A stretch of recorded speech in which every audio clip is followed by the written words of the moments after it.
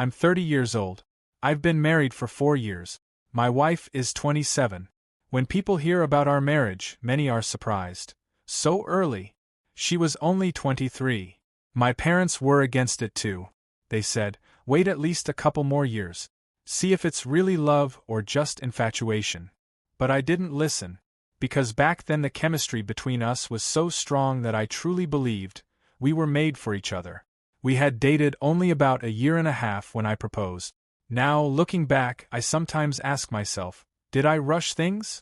But at that moment, everything seemed so right. We started almost from nothing. I, together with my brothers, launched a small jewelry business.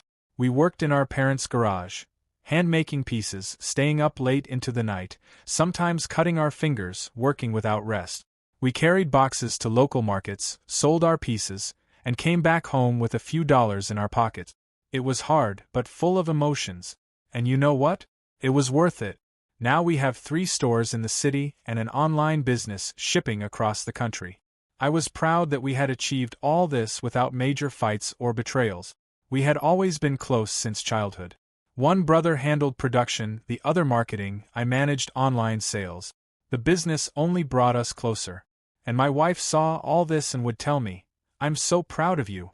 You're amazing. She often repeated that she also dreamed of realizing herself, but not in jewelry. Her dream was a café. A small, cozy one, with the smell of coffee and shelves full of books. She was a real bookworm. Before meeting her, I used to mock people who posted quotes from novels on social media and carried books everywhere. But then I fell in love with such a woman myself. I thought, what an irony. When she first told me about the café, her eyes sparkled. She waved her hands in the air, showing me where the shelves would be, where the coffee machine would stand, how the tables would be arranged. She looked like a child dreaming out loud.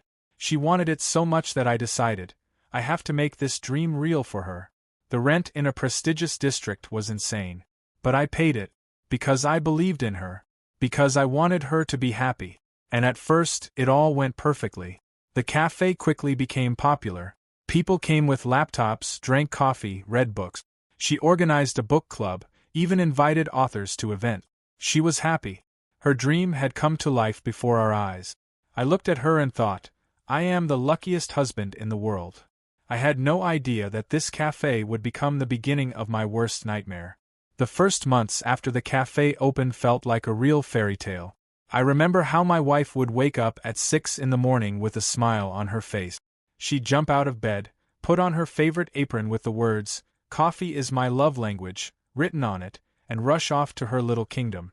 In the evenings she came home tired, but glowing. She'd tell me about new visitors, how someone praised her cappuccino, or how another had signed up for their book club. In those days I truly believed, this is our future. I made her dream come true.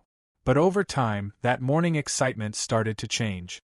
She came home not with shining eyes, but exhausted and irritable. She'd drop her bag by the door, silently take off her coat, and head straight to the bathroom. Before, she'd always sit beside me, tell me about her day, laugh.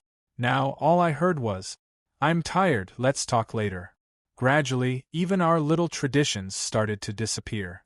On Fridays we always had family night. Could be dinner at a restaurant or just pizza at home with a movie.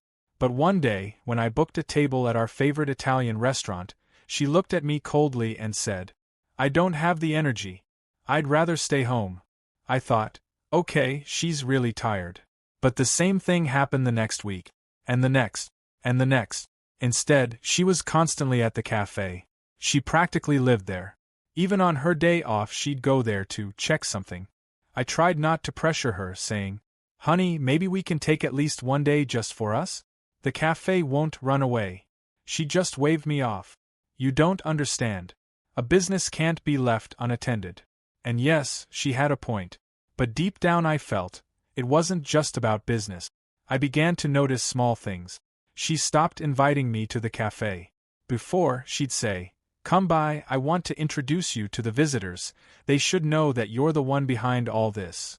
But later, when I suggested coming, she would answer, "Oh, it's such a mess there, better not. I don't want you to see me like that." Another change, her phone. It became like an extension of her body. Always in her hands, always with the screen locked. Before, she could leave it on the table and walk to the kitchen. Now she always put it face down. If a message came in, she instantly grabbed it and turned away so I couldn't see. I once joked, "What are you hiding? Living a double life?" She looked at me coldly and snapped, "You're jealous and controlling. I have the right to personal space." Those words sounded logical, but something inside me hurt. Because I felt a wall was growing between us. The worst part was that I couldn't complain to my brothers or friends. They thought we were the perfect couple. And what could I even tell them? That my wife stopped laughing at my jokes? That she hides her phone? That she avoids our evenings together? It all sounded petty. I tried to convince myself that I was exaggerating. That it was just a new business, stress, exhaustion, nothing more. But deep inside, fear was already growing. Fear that my wife was changing. And not for the better. I didn't yet know that these were only the first cracks. That soon I would see things I could never have imagined even in my worst nightmares. It all started innocently. One evening my wife came home later than usual. She had a book in her hands, holding it like it was some kind of treasure. And her eyes, they were glowing. She practically bounced with excitement as she threw off her coat.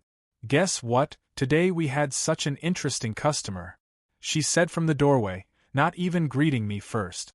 I smiled, expecting another story about a student camping out during exams or an old lady who ordered the same latte every morning.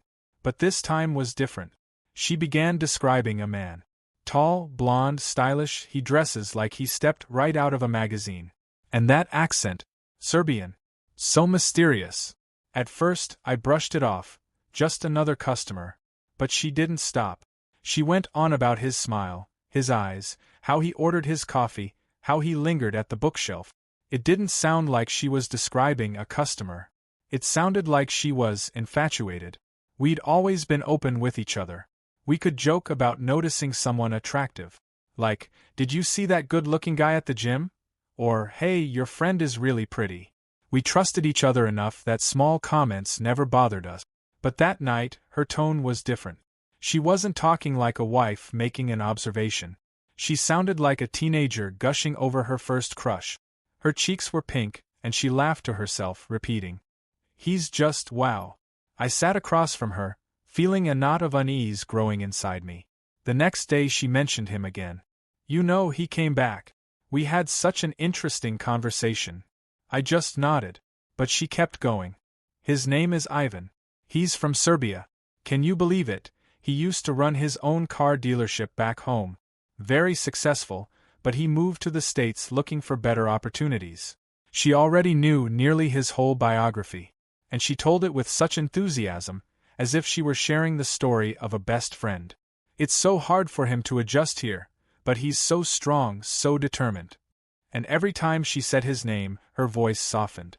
I tried to tell myself it was just her being friendly.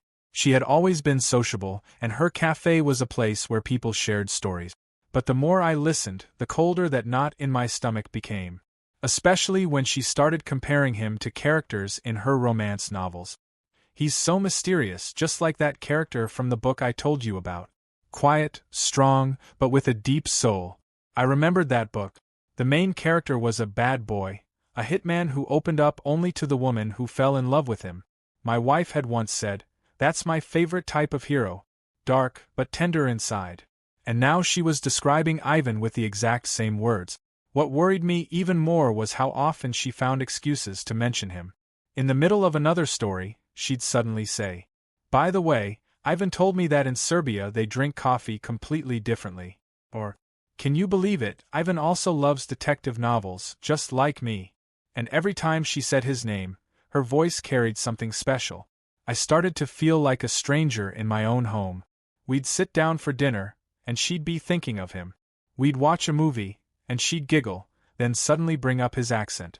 I tried to stay calm, but inside I was boiling.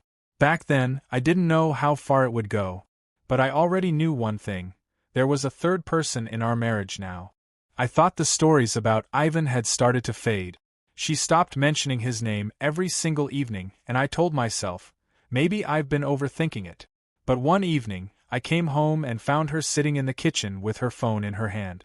She rested her chin on her palm, staring at the screen with that smile. The kind of smile I hadn't seen in a long time, at least not directed at me. She was glowing. "What's so funny?" I asked. She flinched, quickly turned the phone over, and snapped. "Nothing. Work stuff." And for the first time, I didn't see confusion in her eyes. I saw a wall. A cold, deliberate wall. She wasn't even trying to explain anymore. She just brushed me off like it was none of my business. That hurt more than any words. Soon after came the strange coincidences. One night she told me that Ivan had walked her home.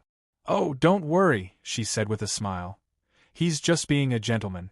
We were talking about books, and he walked with me so I wouldn't have to go alone." I tried to act calm, but inside I was raging. Her tone wasn't just, "he walked me home." She said it with the same delight a teenager would use when describing a first date. "He even asked me out for coffee." "Of course, I said I'm married." She laughed. My stomach twisted.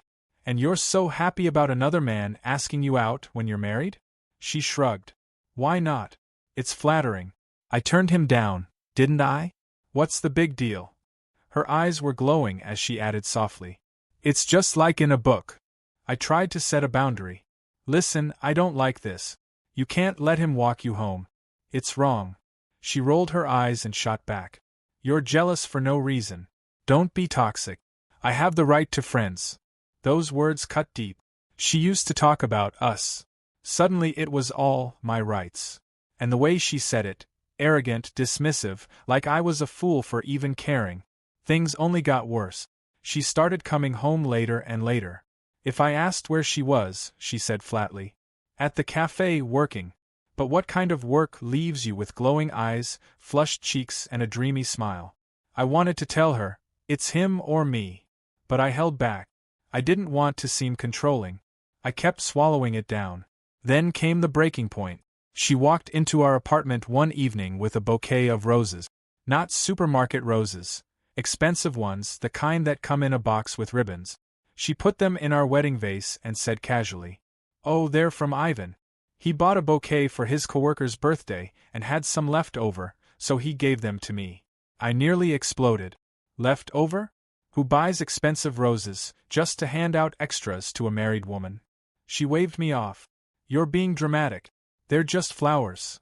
That was the moment I saw her true face. She wasn't naive. She wasn't clueless. She knew exactly what she was doing. And she liked it. She liked playing with fire. That night I couldn't sleep. I lay on the couch, staring at the ceiling, realizing my wife wasn't just friendly.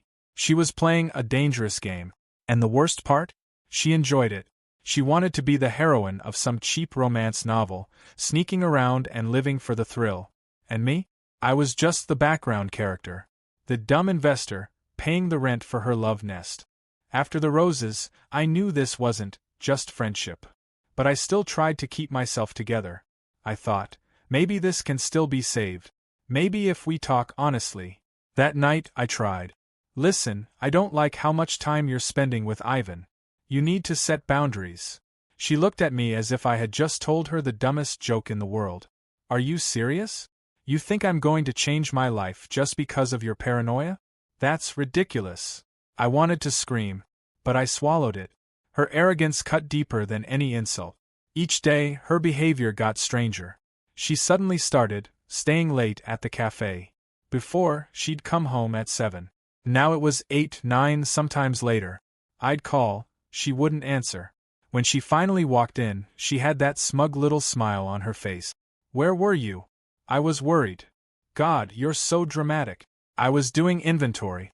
"Don't be such a nag." Her words stabbed at me. Because her eyes weren't tired, they were glowing. Her cheeks were flushed, like she'd been out on a date. One afternoon, I decided to surprise her and stop by the café. When I opened the door, she wasn't there. Just a few employees trying to act casual. "Where's my wife?" I asked. One of them stammered. She stepped out. Just for a bit." And then I saw them through the window. She was walking down the street with Ivan. Laughing. Holding his arm. Leaning into him the same way she used to lean into me. My fists clenched so hard my nails dug into my palms. I stood there, in the café I had built for her, while she walked outside with him, as if I no longer existed. At home, I confronted her. I saw you with him. You were supposed to be at work. She didn't even flinch. Instead, she smirked. Oh my God, you're hilarious. It was just a walk. Am I not allowed to walk with a friend? A friend? This friend gives you roses, walks you home, and asks you out. I snapped. She laughed in my face. Stop it. You're so jealous. Honestly, it's flattering. At least I know I'm still desirable. My insides collapsed. She wasn't hiding her enjoyment. She liked that she was hurting me. What made it worse was how she flipped everything against me. Every time I brought up Ivan, she attacked. The problem isn't me, it's you. You're toxic. You're controlling. You're suffocating me. Then came the tears. One moment she was yelling, the next she was sobbing. How could you think this of me? I'm your wife. How dare you accuse me of cheating? I sat there, staring, unable to tell if she was a brilliant actress or just delusional. But the worst blow came one night. I told her again. You need to stop meeting him outside the café. She looked me dead in the eye and said coldly. And what are you going to do about it? Forbid me to work? Lock me up? You think you own me? That was the moment I realized. She had crossed the line. She wasn't some naive woman caught in a crush. She was enjoying the game. She liked being the woman men fight over. And me? I wasn't her husband anymore. I was just the wallet. The background character. That night, I lay awake, staring at the ceiling, knowing one thing. I had paid for my own prison. The café, which I built as a gift of love, had become the stage for her betrayal. And now, I wasn't sure if I wanted to fight for her, or watch her burn everything down herself. After she looked me straight in the eye and said, "And what are you going to do about it?" I realized I couldn't just sit back anymore. I was starting to feel like a fool, a man financing his own humiliation. But suspicions weren't enough. I needed proof. Real, undeniable proof. My wife had a habit. She took strong sleeping pills for her insomnia. Once she was out, like someone had flipped a switch. That night, I sat on the edge of the bed and stared at her phone on the nightstand, face down. I felt like a thief in my own home, but even more than that, I felt like I'd lose my mind if I didn't know the truth. I picked it up. My heart was pounding so loud I was sure it would wake her. The first thing I opened was WhatsApp. And there it was, her chat with Ivan. Not hidden. Not renamed. Not even archived. And I understood why. She was so confident in her lies that she didn't bother hiding anything. I started scrolling. At the top were casual chats about books, jokes about coffee, comparisons between Serbian and American food. Harmless. Ordinary. But the deeper I went, the darker it got. And then the messages that cut like knives. You looked amazing today. I can't get you out of my head. He wrote. I can't stop thinking about you either. The forbidden part makes it even hotter. She answered. I stared at those words again and again. My wife, the woman I trusted more than anyone, was admitting to an affair, without shame, without hesitation. Then came worse. She described kissing him in the cafe's storage room. She bragged about how I thought she was doing inventory while she was with him. My husband thinks I'm balancing the books, but really I'm with you, she wrote.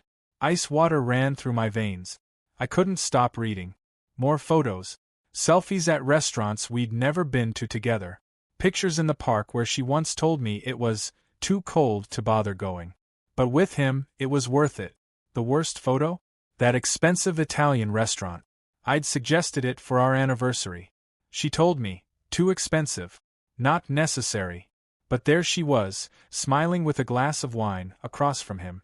I felt something tear inside me. She hadn't just betrayed me. She betrayed our promises, our memories, our future. She was trampling everything we had built.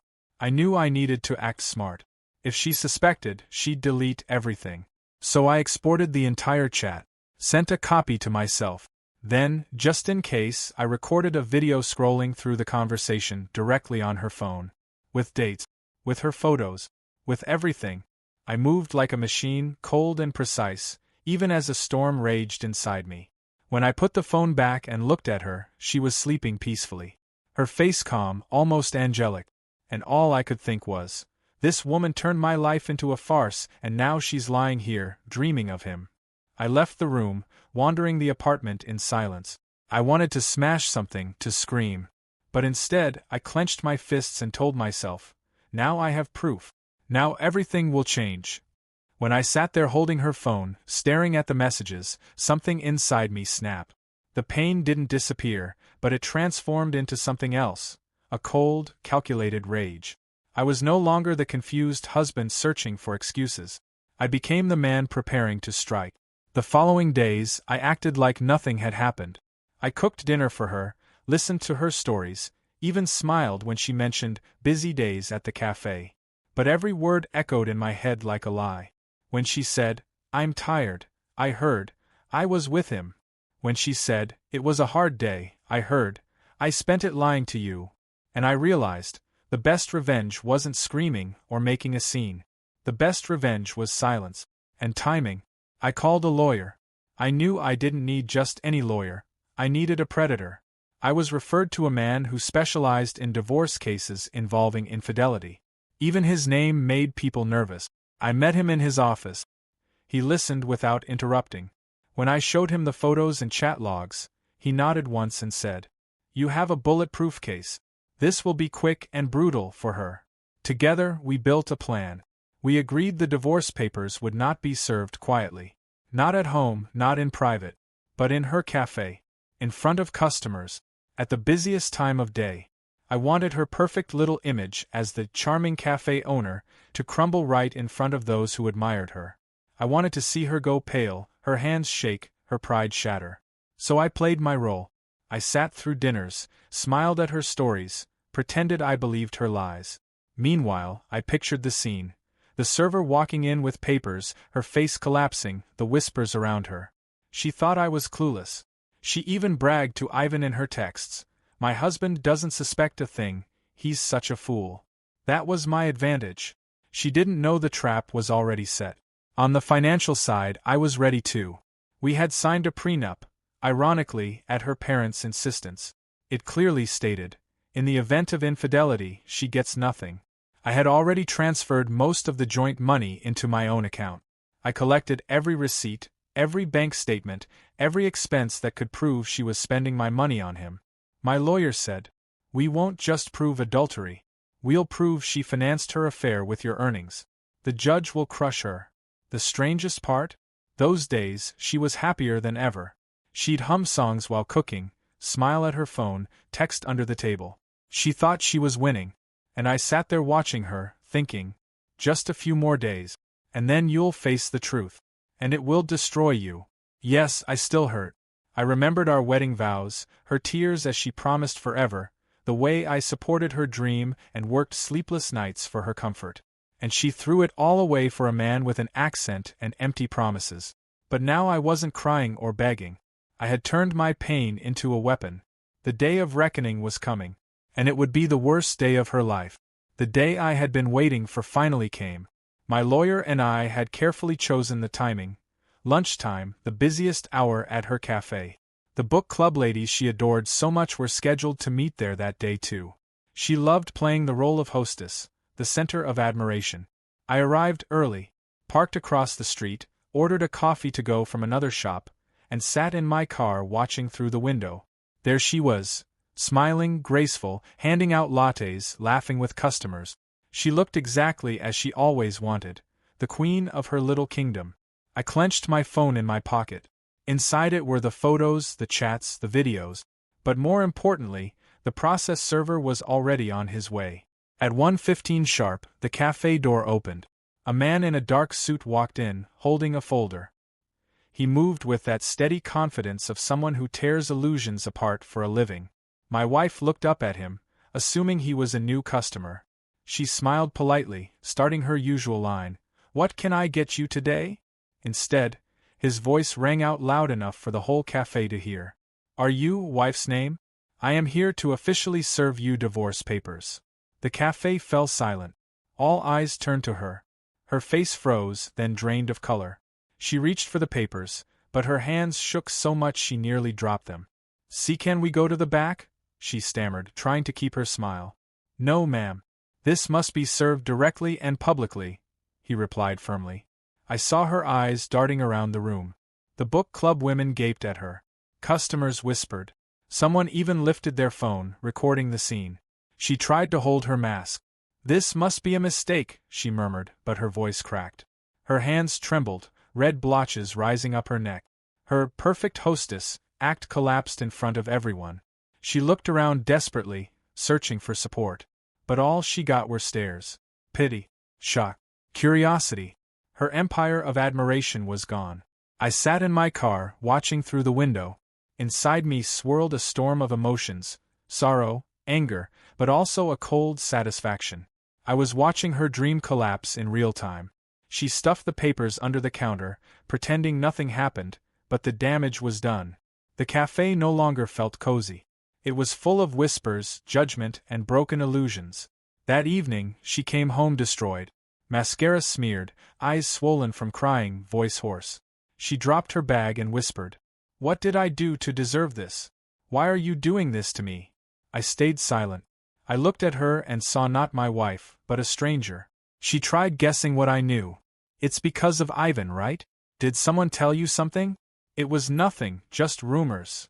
She scrambled, desperate to find an angle, a loophole. But I held all the cards. The irony was sharp. She wanted to be the heroine of her own romance novel. And she was, only not in a love story, but in a public downfall. Her cafe, her pride, her little stage, had turned into the site of her humiliation. Her dream had become her nightmare. And I sat across the street, calm and cold.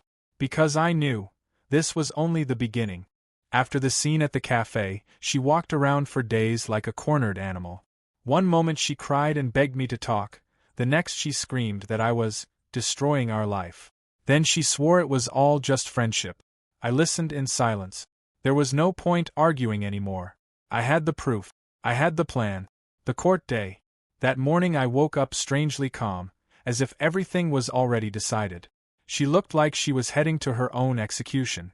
Dark circles under her eyes, messy hair, trembling hands.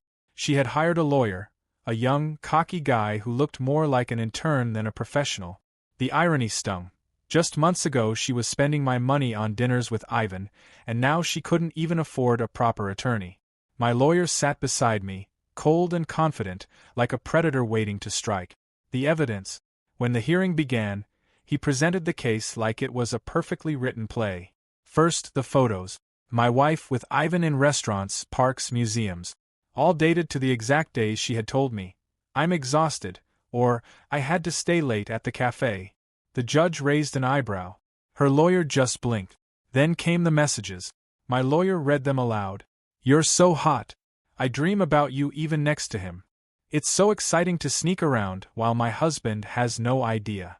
The courtroom fell silent. Her lawyer tried to object. "This is private conversation. It can be misinterpreted."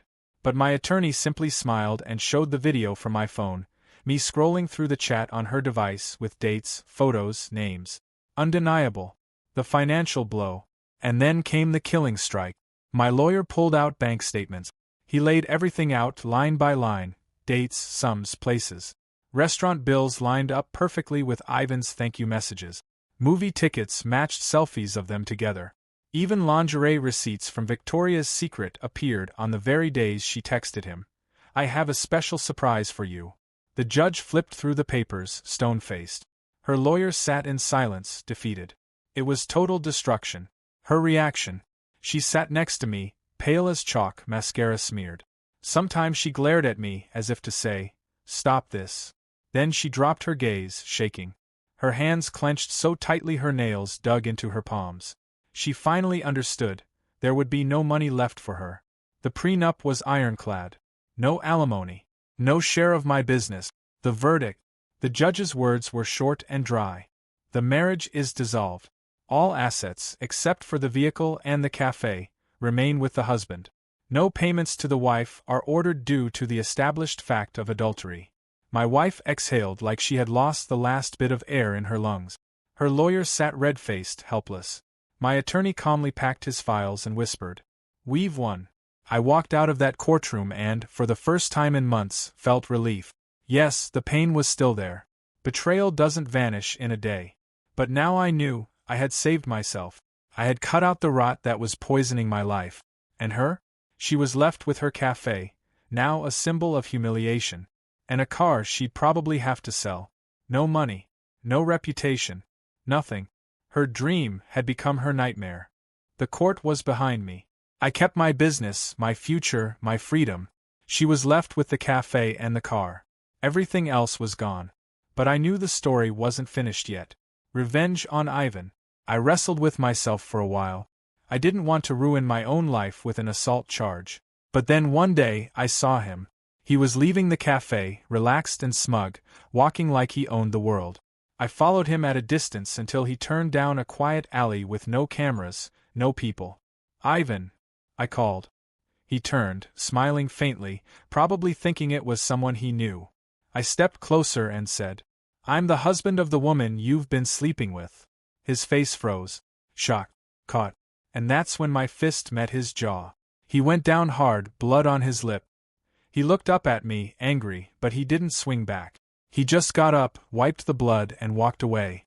I stood there, shaking from adrenaline, but satisfied. One punch, no more. That was enough. That was closure. The cafe collapses. Her real punishment wasn't the divorce. It was survival. The cafe rent was $4,500 a month.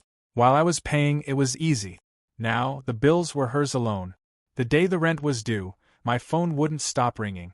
"Please, I can't pay it. You know this cafe is my life." I answered coldly. "Sell the Audi." She sobbed, screamed, begged. "I can't run a business without a car." I repeated, "Sell the Audi." And she did. My brother even sent me a screenshot from Facebook Marketplace. Her white Audi, marked urgent sale. She called me from another number, screaming that I was a monster for making her do it. I just laughed, because this was only the beginning of her downfall. Reputation in ruins. Her precious book club no longer met at the cafe. The ladies who once called her inspiring now avoided her. Customers had seen the divorce papers serve. The gossip spread like wildfire. Her perfect image as the successful, refined cafe owner was gone. Now she was the woman who cheated and lost everything. Alone. And Ivan? He vanished. He wanted excitement, the thrill of sneaking around. Not a woman with debts, a failing cafe, and a ruined reputation. I later heard he'd gotten a job at another dealership. He never came back to her cafe. Her Serbian secret dissolved into thin air. My ending. I watched it all from a distance, calm. I had walked through hell and come out stronger. She wanted me to be a side character in her cheap little romance novel. But her book ended in collapse. I kept my brothers, my business, and my pride. She was left with empty tables, overdue bills, and silence. Now I know, sometimes the best revenge is simply letting someone destroy themselves.